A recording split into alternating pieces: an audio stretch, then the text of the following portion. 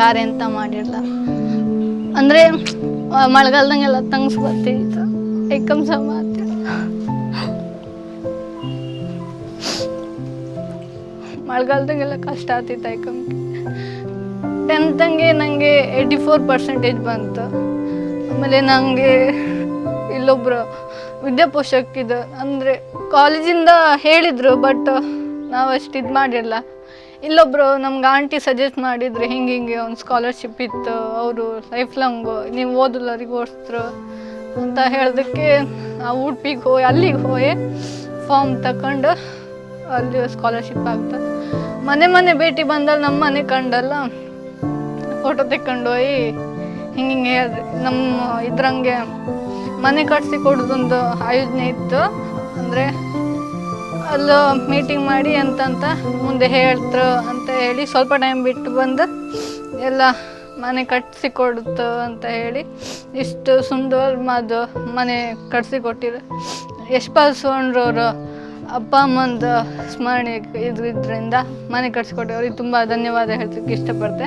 ಮತ್ತು ವಿದ್ಯಾಪೋಷಕ ಯಕ್ಷಗಾನ ಕಲಾರಂಗ ಇವರಿಗೂ ತುಂಬ ಧನ್ಯವಾದ ಹೇಳೋಕ್ಕೆ ಇಷ್ಟಪಡ್ತೆ. ಬಡತನದಲ್ಲಿತ್ತು, ನಮ್ಮ ಮನೆ ಕಟ್ಟೋಕ್ಕೆ ತುಂಬ ಕಷ್ಟ ಆಗಿತ್ತು. ಅಂದರೆ ಕೆಲಸ ಕಾರ್ಯ ಇರಲಿಲ್ಲ ಯಜಮಾನ್ರಿಗೆ, ನನಗೂ ದುಡಿಯೋಕೆ ಆಗ್ತಿರ್ಲಿಲ್ಲ. ಅವಳು ಆಗಿ ನಂಗೆ ಇಲ್ಲದೆ ಒಂದು ಮಗಳು ಹುಟ್ಟಿದ್ದು, 6ನೇ ಮಗಳು. ನಂಗೆ ಅವಳಿಗೊಂದು ಎಜುಕೇಷನು ಕೊಡೋಕ್ಕೆ ನಮಗೆ ಕಷ್ಟ ಆಗ್ತಿತ್ತು, ಮನೆ ಕಟ್ಟೋಕ್ಕೂ ಆಗಲಿಲ್ಲ. ಮನೆಯಲ್ಲಿ ಎಂತ ಮಾಡ್ಕೊಳಕ್ಕಾಗಲಿಲ್ಲ, ಸಾಲ ಮಾಡಿ ಮನೆ ಕಟ್ಟೋ ಥರನೂ ಇರಲಿಲ್ಲ.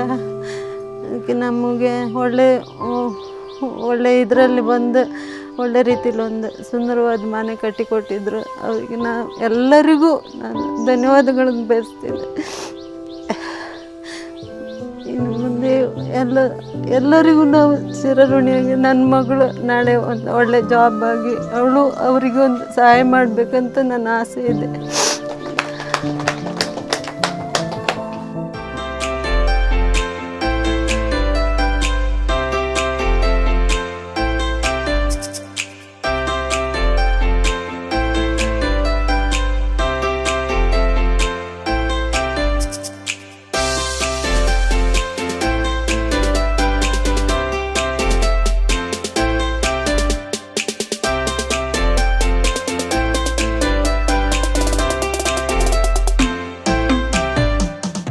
ಯಕ್ಷಗಾನ ಕಲಾರಂಗ ಇವತ್ತು ನಮ್ಮ ಜಿಲ್ಲೆಯ ಒಂದು ಭಾಳ ದೊಡ್ಡ ಆಸ್ತಿ. ಏಕೆಂದರೆ ಸರ್ಕಾರ ಯಾವ ರೀತಿ ಕಾರ್ಯಕ್ರಮಗಳನ್ನು ಮಾಡಬೇಕಿತ್ತ, ಬಹುಶಃ ಅದಕ್ಕಿಂತ ಒಂದು ಹೆಜ್ಜೆ ಮುಂದಿಟ್ಕೊಂಡು ಇವತ್ತು ಯಕ್ಷಗಾನ ಕಲಾರಂಗ ಇವತ್ತು ದೇಶಕ್ಕೆ ಮಾದರಿಯಾಗುವ ರೀತಿಯಲ್ಲಿ ತನ್ನನ್ನು ತಾನು ತೊಡಗಿಸ್ಕೊಂಡಿದೆ.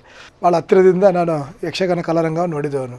ವಿದ್ಯಾಪೋಷಕ ಇರ್ಬೋದು, ಶಿಕ್ಷಾ ಟ್ರಸ್ಟ್ನ ಮೂಲಕ ಶಾಲೆಯಲ್ಲಿ ಯಕ್ಷಗಾನದಿರ್ಬೋದು, ಅದೇ ರೀತಿ ಯಕ್ಷಗಾನದ ಕಲಾವಿದರಿಗೆ ಬಡವರನ್ನು ಗುರುತಿಸಿಕೊಂಡು ಅವರಿಗೆ ಮನೆ ನಿರ್ಮಾಣ ಮಾಡು, ಬಹುಶಃ ಭಾಳಷ್ಟು ಅರ್ಥಪೂರ್ಣವಾದ ಕಾರ್ಯಕ್ರಮವನ್ನು ಅವ್ರು ಮಾಡ್ತಾರೆ. ಬಹುಶಃ ಅದರ ಜೊತೆಯಲ್ಲಿ ಮುರಳಿ ಕಡೇಕರ್ ಅವರ ಈ ಕಾರ್ಯಕ್ರಮ ಭಾಳ ಹತ್ತಿರದ ನೋಡಿದವನು. ಆ ಸಂದರ್ಭದಲ್ಲಿ ಪ್ರತಿಯೊಂದು ಕಾರ್ಯಕ್ರಮಕ್ಕೆ ನನಗೆ ಈ ಹಿಂದೆ ಕೂಡ ಆಹ್ವಾನ ಪತ್ರ ನೀಡ್ತಿದ್ರು. ನಾನು ಬಿಡುವಿದ್ದ ಸಂದರ್ಭದಲ್ಲಿ ಅವರನ್ನು ಕೈ ಜೋಡಿಸಿದೆ. ಖಂಡಿತವಾಗಿ ಆ ಕಾರ್ಯಕ್ರಮ ಒಂದು ನನಗೆ ಭಾಳಷ್ಟು ಖುಷಿ ಕೊಟ್ಟಿದೆ. ಬಹುಶಃ ಈಗ ಒಬ್ಬ ಶಾಸಕನಾಗಿ ಕೂಡ ಅದರ ಗೌರವಾಧ್ಯಕ್ಷನಾಗಿ ಸೇವೆ ಮಾಡುವಂಥ ಅವಕಾಶ ತಾವೆಲ್ಲರೂ ಕೊಟ್ಟಿದ್ದೀರಿ. ಆ ಸಂದರ್ಭದಲ್ಲಿ ಮುರಳಿ ಕಡೇಕರ್ ಅವರ ಇಡೀ ತಂಡಕ್ಕೆ ಅವರ ಈ ಒಂದು ಕಮಿಟ್ಮೆಂಟಿಗೆ, ಡೆಡಿಕೇಷನಿಗೆ ನನ್ನ ಕುಟುಂಬದ ಪರವಾಗಿ, ನನ್ನ ಮನೆಯವರ ಪರವಾಗಿ ನನ್ನ ವಿಶೇಷವಾದ ಅಭಿನಂದನೆ ಕೃತಜ್ಞತೆಗಳನ್ನು ಈ ಸಂದರ್ಭದಲ್ಲಿ ನಾನು ಸಲ್ಲಿಸಲಿಕ್ಕೆ ಬಯಸ್ತೇನೆ. ಅದೇ ರೀತಿ 43ನೇಯ ಈ ಮನೆ ನಿರ್ಮಾಣದ ಅವಕಾಶವನ್ನು ನಮ್ಮ ತಂದೆ ತಾಯಿ ಹೆಸರಲ್ಲಿ ನಿರ್ಮಾಣ ಮಾಡಲಿಕ್ಕೆ ಕೊಟ್ಟಿದ್ದಾರೆ. ಖಂಡಿತವಾಗಿ ಈಗಾಗಲೇ ಒಂದು ವ್ಯವಸ್ಥಿತ ರೀತಿಯಲ್ಲಿ, ಸುಸಜ್ಜಿತ ರೀತಿಯಲ್ಲಿ ನಿರ್ಮಾಣ ಮಾಡಿ ಈಗಾಗಲೇ ಹಸ್ತಾಂತರ ಕೂಡ ಆಗಿದೆ.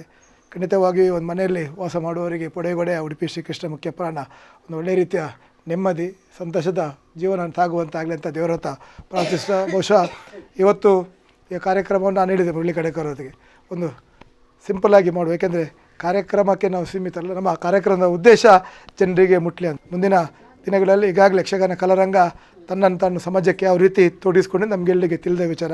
ಖಂಡಿತವಾಗಿ ಮುಂದಿನ ದಿನಗಳಲ್ಲಿ ಯಕ್ಷಗಾನ ಕಲಾರಂಗದ ಜೊತೆಗೆ ಇದ್ದುಕೊಂಡು ನಿಮ್ಮೊಂದಿಗೆ ಜನಪರವಾಗಿ ಜನರ ಸೇವೆ ಮಾಡ್ತೇನೆ ಎಂಬ ಮಾತನ್ನು ಸಂದರ್ಭ ಹೇಳ್ತಾ ನೆರೆದಿರುವ ಎಲ್ಲರಿಗೆ ಇವತ್ತು ವರಮಹಾಲಕ್ಷ್ಮಿಯ ಹಬ್ಬ, ವರಮಹಾಲಕ್ಷ್ಮಿ ಹಬ್ಬ ದಿನದಂದೇ ನಾವು ಇವತ್ತು ಈ ಒಂದು ಮನೆಯನ್ನು ಹಸ್ತಾಂತರ ಮಾಡಿದ್ವಿ. ಆ ಸಂದರ್ಭದಲ್ಲಿ ತಾಯಿ ತಂದೆಯರನ್ನು ಸದಾ ನೆನಪಿಸಬೇಕೆಂಬ ದೃಷ್ಟಿಯಲ್ಲಿ ಈ ಕಳೆದ ವರ್ಷ ತಂದೆ ತಾಯಿ ಹೆಸರಲ್ಲಿ ಒಂದು ಟ್ರಸ್ಟನ್ನು ಪ್ರಾರಂಭ ಮಾಡಿ ಸುಮಾರು 2,500 ವಿದ್ಯಾರ್ಥಿಗಳಿಗೆ SLCPC ಅವರಿಗೆ ಒಂದು ವೇತನವನ್ನು ನೀಡುವಂಥ ಕಾರ್ಯಕ್ರಮ ಬಹುಶಃ ಮುಂದಿನ ತಿಂಗಳು ಅದನ್ನು ಕೂಡ ಇದೇ ರೀತಿ ಪ್ರಾರಂಭಿಸ್ತೇನೆ. ಆ ಸಂದರ್ಭದಲ್ಲಿ ನಿಮ್ಮೆಲ್ಲರ ಸಹಕಾರವನ್ನು ಯಾಚಿಸುತ್ತಾ ಮುಂದಿನ ದಿನಗಳಲ್ಲಿ ಪೊಡೆಗೋಡೆಯ ಕೃಷ್ಣ ಮುಖ್ಯಪ್ರನ್ನ ಅನುಗ್ರಹದಿಂದ ಇನ್ನಷ್ಟು ಸಮಾಜಮುಖಿಯಾಗಿ ಕೆಲಸ ಮಾಡುವಂಥ ಶಕ್ತಿ ಅನುಗ್ರಹವನ್ನು ಶ್ರೀದೇವರು ಕರುಣಿಸಿದ ದೇವರ ಪ್ರಾರ್ಥಿಸುತ್ತಾ ನನ್ನ ಮಾತನ್ನು ಮುಗಿಸ್ತೇನೆ.